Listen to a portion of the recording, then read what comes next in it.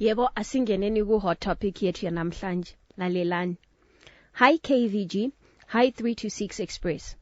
I am a guy aged 38 years old. I'm married with 3 kids. I work for a mining company and run a business on the side. When I met my wife, she was working in a restaurant. I asked her to quit her job adzokere kuchikoro. School fees ndaibhadhara. She came out with 3 subjects. So those days she was doing night school. Muscat, she would be taking care of her mom who was very sick. Pakutanga, she would go until she started skipping school. I asked her why and she would give excuses saying dakaneta. She wrote her November exams and failed again. She came out with 1 subject. Zvisine akabata mimba tikaita maroro nekuchata. We were blessed with handsome twin boys. So my wife asked her younger sister to come help with the babies. I remember I offered to pay her and she refused. A year after this, my wife akakumbira kunyora futi and she failed again. So ndakazomuti chigara pamba nekuti zvechikoro ndini ndaitomanikidzira. So her sister Oyu is 23 years.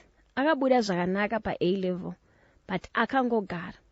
I visited Mama, my ambuya, and she expressed her feelings about her last born sitting on good results nekushaya mari. So ndakavadaira ndikati I can pay her fees. She was so happy zvekuti she cried. They both cried namainini. Handina kuziva kuti ichaita nyaya kumba kwangu. My wife complained about, number 1, not consulting her first before making the decision. Number 2, she says akudawo kudzokera futi kuchikoro. But the honest truth is, mudzimai wangu husiku chaiyo. What's wrong kupa her sister the opportunity since she is smart? Of course, I didn't express it that way, but to cut the long story short, she's not having it. Andizive ishanje here, but iye she's well taken care of one.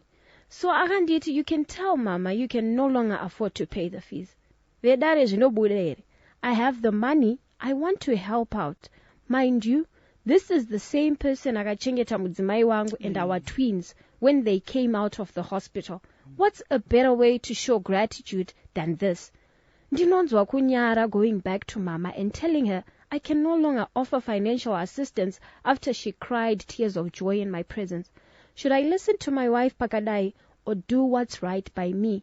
Since iri mari yangu, munoitonga seiri vedare nyaya yangu. Iyo hot topic yetu yanamhlanje. Manxiwe, ndinokutendai